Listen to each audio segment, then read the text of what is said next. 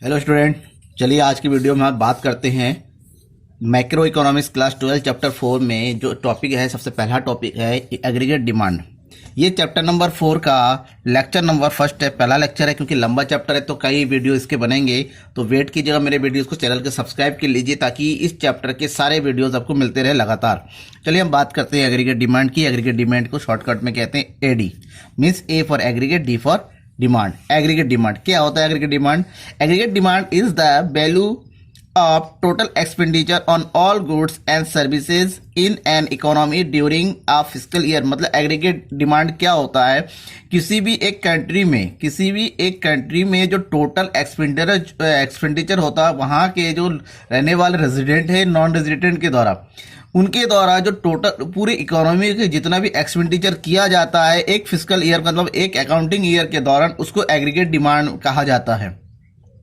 अब aggregate demand of the economy depends upon the level of employment. अब aggregate demand किस पर depend करता है? ये डिपेंड करता है लेवल ऑफ एम्प्लॉयमेंट पर। लेवल ऑफ एम्प्लॉयमेंट मतलब लोगों के पास जितना ज़्यादा रोजगार होता है, उनका ज़्यादा काम होता है, उसी हिसाब से उनको इनकम मिलती है। और जितना इनकम मिलता है उसी इनकम के अकॉर्डिंग वो लोग क्या करते हैं? कंज्यूम्स करते हैं, एक्सपेंडिचर करते हैं, कंज्यूम्स करते हैं।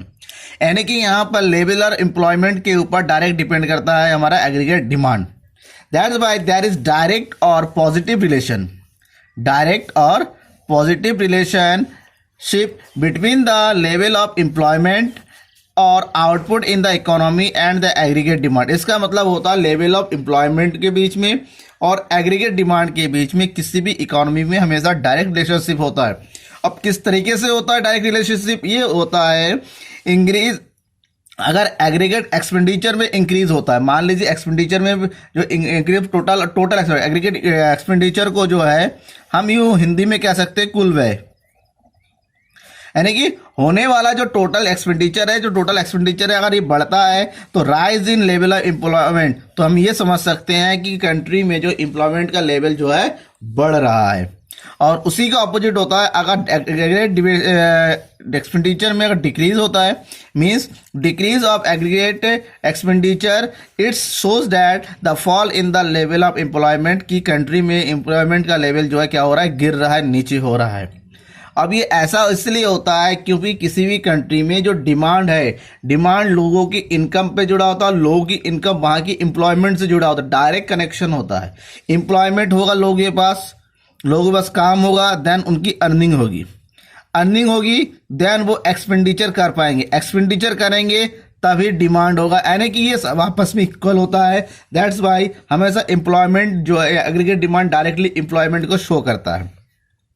हम इस तरह यूं कह सकते हैं aggregate demand is the summation of consumption and investment. तो एग्रीगेट डिमांड किसी भी कंट्री में जो लोगों द्वारा किया जाने वाला जो एक्सपेंडिचर है, उसके बाद उनके द्वारा जो किया गया इन्वेस्टमेंट एक्सपेंडिचर है, इन दोनों को जब टोटल करेंगे देन हमारा एग्रीगेट डिमांड आता है। किस तरीके? चलिए एक एग्जाम्पल के साथ समझते हैं। एग्जाम्पल के साथ समझने के लिए हम कुछ एक टेबल बनाते हैं। एग्रीगेट डिमांड शेड्यूल है, इसको इनकम दिया हुआ, ये इनकम का लेवल ऑफ इनकम है, ये लेवल ऑफ इनकम ये बढ़ता जा रहा है 0, 2000, 4000। जिस हिसाब से देखिए किसी भी इंसान का चाहे लेवल ऑफ इनकम फर्स्ट में जो है 0 होता है, लेकिन कंजप्शन कभी भी 0 नहीं हो सकता। कुछ ना कुछ खर्च करता रहता है और खर्च की जिस तरह इनकम में वृद्धि होती चली जाती है, उनका जो खर्च यानी कि एक्सपेंडिचर भी बढ़ता चला जाता है। लेकिन इनकम की तुलना में एक्सपेंडिचर की में वृद्धि कम होती है, तो इसमें धीरे धीरे दोनों के बीच में गैप हो जाता है। और जो इन्वेस्टमेंट है, हम ये मानते हैं उनके द्वारा किया गया इन्वेस्टमेंट हमेशा क्या होता है? इक्वल मानते हैं। ऐसे में सी और आई को टोटल करते हैं तो एडी इक्वल टू आता है सी प्लस आई, यानी कि एग्रीगेट डिमांड जो है इस तरह हो जाता है। एक लेवल में जाके इनकम की तुलना में एक्सपेंडिचर एग्रीगेट डिमांड हमारा कमी होता है। ऐसे में जब इसको हम जो है एक चार्ट में यानी कि ग्राफ में शो करते हैं, ग्राफ में शो करना कंपलसरी होता है। अगर 6 मार्क्स से क्वेश्चन आता है तो आपको ये शेड्यूल प्लस इस शेड्यूल के अकॉर्डिंग आपको ग्राफ बनाना पड़ेगा। ग्राफ बनाने का तरीका मैंने आपको सिखाया था। हमें क्या दिखाना है? इनकम के साथ इनकम और उसके साथ एग्रीगेट डिमांड के रिलेशन को दिखाना है। तो इनकम अगर हमारा 2000 है, देन एग्रीगेट डिमांड हमारा कितना हो रहा है? 2000 हो रहा है। यहाँ पर देखिए,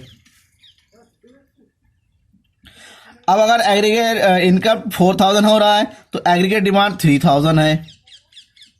पॉइंट टू पॉइंट मिलाते चलिए, ग्राफ आपका बिल्कुल एक बार बनेगा, बहुत बढ़िया बनेगा।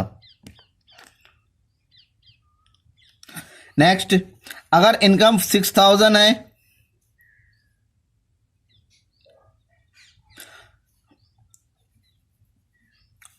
तो एग्रीगेट डिमांड जो है 4000 हो रहा है। 8000 अगर इनकम है, एग्रीगेट डिमांड है 5000। 1000 अगर एग्रीगेट इनकम है तो एग्रीगेट डिमांड है 6000। और 12000 होने पर एग्रीगेट डिमांड है, थोड़ा सा टेढ़ा बना है, विदाउट स्केल से बनाया गया है। और जीरो पे जो एग्रीगेट डिमांड कितना था, 2000। देन ऐसे में जो है हम जब ग्राफ बनाएंगे तो इस तरह से बनेगा। ये है एग्रीगेट डिमांड का ग्राफ।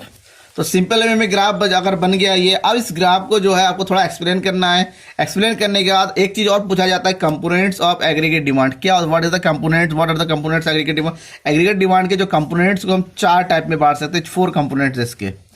सबसे पहला है house hold consumption, house hold consumption demand और एक्सपेंडिचर। हाउस होल्ड का मतलब लोगों के द्वारा जो घरेलू स्तर पे है, जो घरों में जो यूज होता है, जो खर्चा होता है उसको, और इसको सी के द्वारा लोग अपने घरों में कपड़ों में खर्च करते हैं, किताबों में खर्च करते हैं, खाने पीने में खर्च करते, तमाम जो खर्च जो एक हाउस में किया जाता है, एक हाउस तरीके से होता है, वो सभी टोटल प्लस इन्वेस्टमेंट एक्सपेंडिचर उन लोगों के द्वारा किया गया इन्वेस्टमेंट, वो घर बनाने में है, गाड़ी वगैरह खरीदने में हो, जैसा भी हो, गोल्ड पर हो, इन्वेस्टमेंट जो किया था उसको।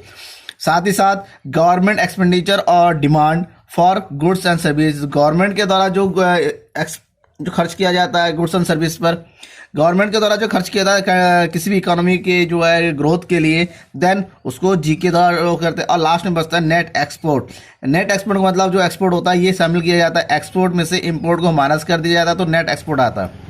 अब ऐसे में जो एग्रीगेट डिमांड का जो फार्मूला बन जाता है, सभी कंपोनेंट को आपस में जोड़ देते हैं, यानी कि consumption plus investment plus government expenditure plus net export, इन चारों को टोटल करेंगे तभी हमारा एग्रीगेट डिमांड आता है। ये हो गया आपका 6 नंबर के हिसाब से क्वेश्चन कंप्लीट। Thank you.